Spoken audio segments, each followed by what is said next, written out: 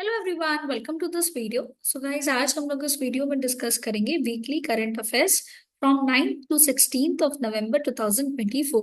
अब इस वीडियो को एंड तक जरूर देखिएगा बिकॉज इस हफ्ते में जो भी इंपॉर्टेंट करंट अफेयर्स हुए हैं उसकी डिटेल्ड एमसीक्यू हम लोग इसी वीडियो में डिस्कस करेंगे।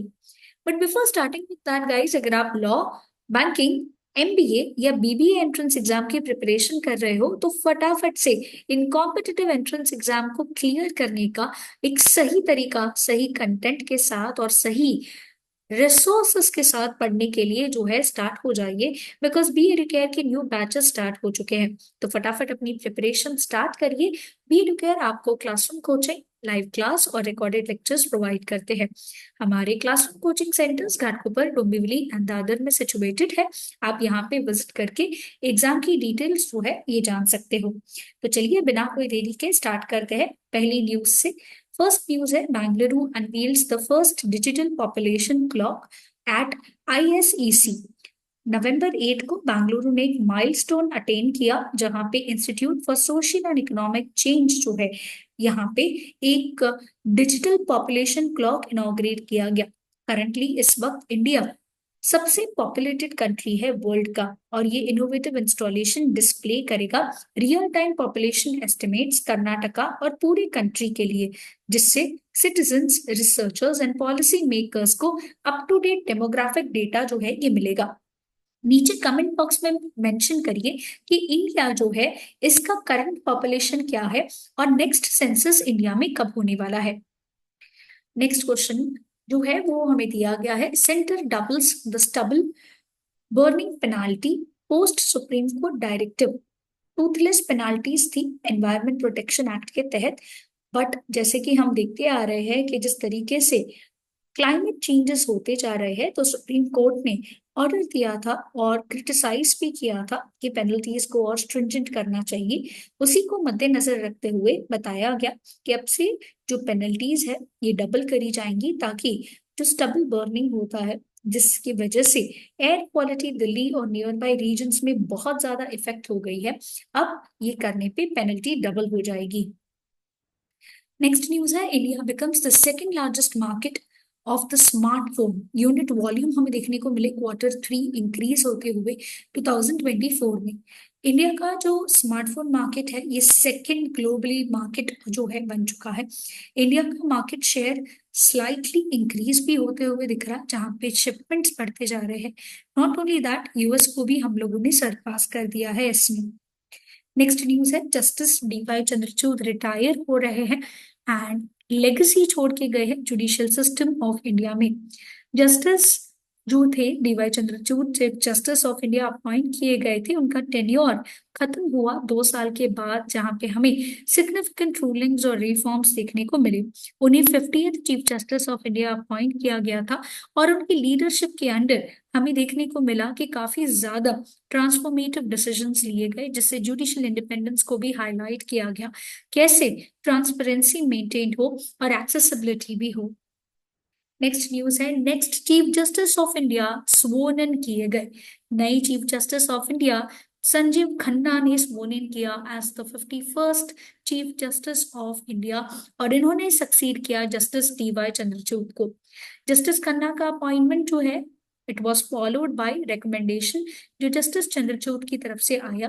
इनका जो पीरियड है वो 6 मंथ टर्म होगा। इनका पीरियड एंड होगा 13 मई 2025 को। अगेन एक लैंडमार्क लेगेसी हमें देखने को मिल रहे हैं इन new chief justice of India के जो पीरियड ऑफ अपॉइंटमेंट है वहां पे भी। नेक्स्ट न्यूज है, COP29 the crucial climate summit जो बकाओ अरबेगियान में हुआ। समिट जो है 22 नवंबर तक रन करने वाला है, और COP29 जो है इसे डब किया गया है as the finance COP. Central focus किया जाएगा कि कैसे फाइनेंशियल स्ट्रेटेजीज एंड किस तरीके से जो कमिटमेंट है प्राइवेट सेक्टर के कि क्लाइमेट एक्शन अच्छे से अच्छे तरीके से हो, तो यहाँ पे इन टॉपिक्स पे डिस्कशंस होंगी। अपार्ट फ्रॉम दैट अगर हम देखें तो डिस्कशंस जो है वाइटल क्लाइमेट फाइनेंस मैकेनिज्म, जिसका न्यू आई वुड से कि कोलैबोरेशन एंड कलेक्टिव क्वांटिफाइड गोल होगा।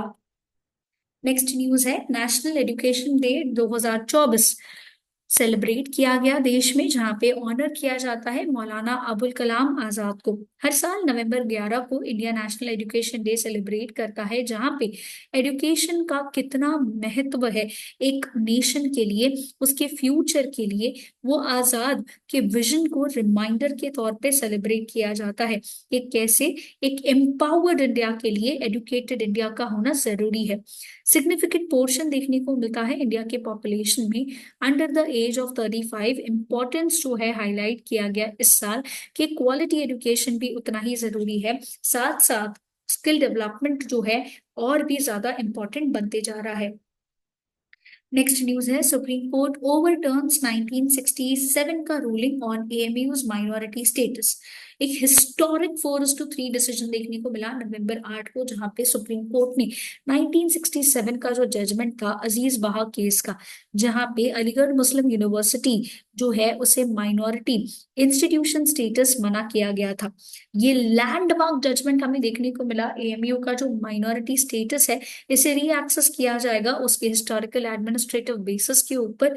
एंड नॉट ओनली दैट, एक protective framework of article 30 of the Indian constitution के तहत उसे और स्टडी किया जाएगा।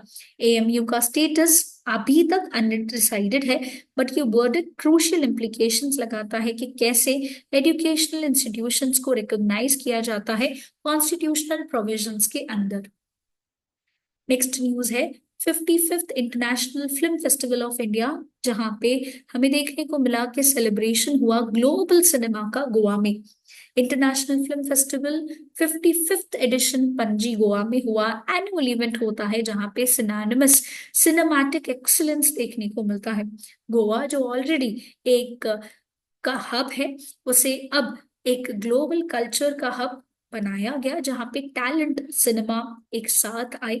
Film enthusiastics, industry leader, aspiring film makers, सारे लोगों की मौजूदगी यहाँ पे artistic celebration and cultural exchange को सेलिब्रेट की। नेक्स्ट न्यूज है इंडियाज हिस्टोरिक राइज। किस चीज में? आईपीआरस में। आईपीआर का मतलब होता है इंटेलेक्चुअल प्रॉपर्टी राइट्स, और यहाँ पे इंडिया रैंक कर रहा है 6th इन द वर्ल्ड। ये रिपोर्ट वीपो पेटेंट फाइलिंग्स 2023 से आई है। वीपो का मतलब होता है वर्ल्ड इंटेलेक्चुअल प्रॉपर्टी ऑर्गेनाइजेशन। एक ग्लोबल पेटेंट फाइलिंग रिपोर्ट के तहत ये डेटा रिलीज किया गया। ये बहुत बड़ा अचीवमेंट है इंडिया का। जो रिसर्च है, इनोवेशन है, ये हमें बढ़ते हुए दिख रहा है। 15.7% राइज हुआ है पेटेंट फाइलिंग्स में।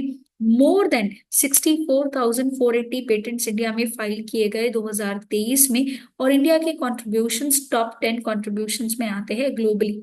Apart from that, major IP rights जिसमें patent, trademark and industrial design भी इंक्लूडेड है। नेक्स्ट न्यूज है रिकॉर्ड ब्रेकिंग हीट 2024 में एक्सपीरियंस करने को मिला, और हाई चांसेस कि ये ईयर सबसे वार्मेस्ट ईयर जो है वो रहेगा।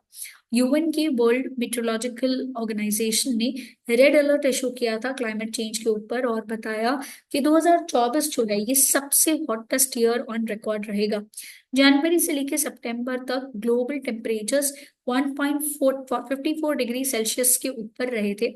ये इफेक्ट्स हमें देखने को मिल रहे हैं because of the El Nino event जो पैसिफिक ओशियन में एंड अलग अलग आई वुड से के बॉडीज में हमें देखने मिल रहा है। नेक्स्ट न्यूज है India secures the top 10 position globally in patents, trademark and industrial design. India का सिग्निफिकेंट माइलस्टोन, जैसे कि हमने डिस्कस किया, नंबर ऑफ एप्लीकेंट्स इंक्रीज होते जा रहे हैं, और ये अचीवमेंट इंडिया के एडवांसमेंट जो इनोवेशन में हो रहा है यहाँ पे उसको हाईलाइट करता है कि कैसे गवर्नमेंट इनिशिएटिव्स ले रहा है आईपी डेवलपमेंट को लेकर के। नेक्स्ट न्यूज है सुप्रीम कोर्ट के landmark guidelines to curb the illegal property demolitions. नवंबर 11 को सुप्रीम कोर्ट ऑफ इंडिया ने गाइडलाइंस इशू किए, जहां पे लोगों के घर और प्राइवेट प्रॉपर्टीज जो बेसिकली गवर्नमेंट के द्वारा डेमोलिशन किए जाते हैं, तो उस पे क्या रूल्स एंड रेगुलेशंस होंगे वो बताए गए हैं, और ये सोलली बेस्ड थे on acquisitions of a crime. तो कोर्ट ने एम्फसाइज किया कि ये जो डेमोलिशंस करते हैं ये वायोलेट करते हैं rights of the accused, and साथ ही साथ it also includes the presumption of innocence. तो अनफेयरली किसी भी तरीके से डिसीजन नहीं लिया जाना चाहिए, क्योंकि ये वायोलेट करता है article 21 of the constitution of India. Next news है Dominica to award its highest national honour to prime minister Narendra Modi. The commonwealth of Dominica ने अनाउंस किया है कि वो प्राइम मिनिस्टर नरेंद्र मोदी को उनका national honour that is Dominica award of honour देंगे।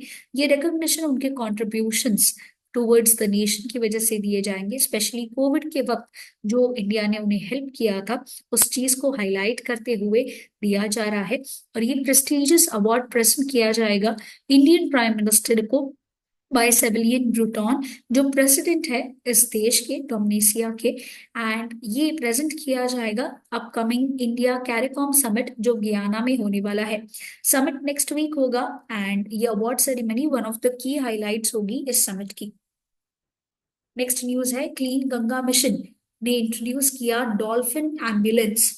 National mission for clean Ganga काफी सारे इंपॉर्टेंट इनिशिएटिव्स लेते आ रहा है क्लीन गंगा मिशन के तहत कि कैसे गंगा की बायोडाइवर्सिटी को और इम्प्रूव किया जाए, और स्पेशली जो एंडेंजर्ड स्पीशीज है जैसे कि गंगा डॉल्फिन, यहाँ पे इन्हें कैसे प्रोटेक्ट किया जाए। तो एफर्ट्स लिए जा रहे हैं कि कैसे इकोलॉजिकल बैलेंस को रिस्टोर करके जो फ्लोरा एंड फौना है वहां पे उन्हें प्रोटेक्ट करें। तो ये mission one of the key initiatives है जहाँ पे लॉन्च किया जाएगा स्पेशल डॉल्फिन एम्बुलेंस को जो एड प्रोवाइड करेगी गंगा डॉल्फिन्स को, और ये बहुत इंपॉर्टेंट होगा रिवर्स के इकोसिस्टम के लिए। नेक्स्ट हम लोग आ जाते हैं हमारे क्वेश्चंस के ऊपर। First question is where was the international ancient arts festival 2024 organised. Correct answer है New Delhi. Next question is 51st chief justice of India जो है ये किसे अपॉइंट किया गया है। करेक्ट आंसर है justice Sanjiv Khanna. Next question is national education day हर साल कब सेलिब्रेट होता है। करेक्ट आंसर है 11 नवंबर। नेक्स्ट क्वेश्चन इज किसे इलेक्ट किया गया है as the president of the international hockey federation. Correct answer है Tayyab Ikram. Next question is किसको अपॉइंट किया गया है as the Noida international airport, और ये कौन सी कंपनी ने साइन किया है for the green energy agreement. Correct answer है Tata Power. Next question is who became the new prime minister of Mauritius. Correct answer है doctor Navin Ramgoolam. Next is COP29 जो समिट है that is united Nations climate change conference कहाँ पे हो रहा है। Correct answer है बकू। नेक्स्ट क्वेश्चन इज कि वर्ल्ड का पहला high altitude para sports centre कहाँ पे एस्टेब्लिश किया गया है। करेक्ट आंसर है लेह। नेक्स्ट इज किसको अपॉइंट किया गया है as the new executive chairman of the national legal service authority. Correct answer है justice Bhushan Ramakrishna Gavai. And the last question is ocean summit recently कहाँ पे हुआ, जिसका करेक्ट आंसर है India. So that's it guys, do like this video, और अगर आपने channel subscribe नहीं किया है तो कर लो ताकि हर हफ्ते जो वीकली करंट अफेयर्स आते हैं वो आप अच्छे से देख पाओ एंड अपने एग्जाम्स की प्रिपरेशन कर पाओ। Don't forget to share this video with your friends as well ताकि वो भी अपनी तैयारी अच्छे से कर पाए।